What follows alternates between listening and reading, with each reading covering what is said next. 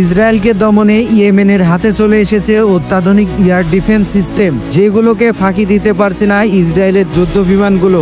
আর এতেই চিন্তায় পড়েছেন ইসরায়েলের প্রধানমন্ত্রী বেনিয়ামিন নেতানিয়াহু। ইয়েমেনকে দমনে নতুন কৌশল তৈরির কাজে ব্যস্ত ইসরায়েলের সামরিক বাহিনী। মুখ থুবড়ে পড়েছে ইসরায়েলের X-16 ফেলকন মডেলের যুদ্ধ বিমান। নির্দিষ্ট লক্ষ্যবস্তুতে হামলা চালাতে ব্যর্থ ইহুদিরা। সাম্প্রতিক ইয়েমেনের এমন প্রতিরোধী ব্যবস্থা দেখেই অবাক হয়ে যান নেতানিয়াহু। হঠাৎ করেই আকাশ প্রতিরক্ষায় কিভাবে এত শক্তিশালী হলো ইয়েমেন? এমন প্রশ্নের জবাব খুঁজতেই দফায় দফায় বৈঠকে বসে ইসরায়েলের সামরিক ও গোয়েন্দা কর্মকর্তারা।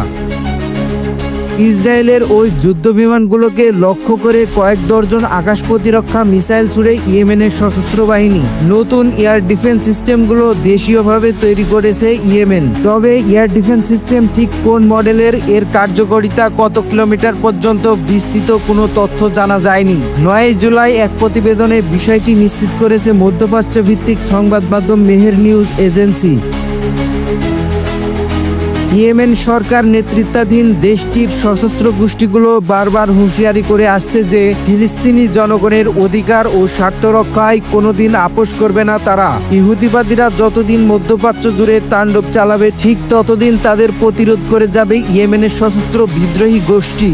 সম্প্রতি ইয়েমেনের হুতি বিদ্রোহীরা ইসরায়েলের প্রধান বিমানবন্দর বেন গুরিয়ন সহ বেশ কিছু এলাকায় ব্যালিস্টাইন 2 মডেলের হাইপারসনিক ব্যালিস্টিক মিসাইল দিয়ে হামলা চালায়। এতে ব্যাপক ক্ষতির শিকার হয় ইহুদিবাদীর সরকার।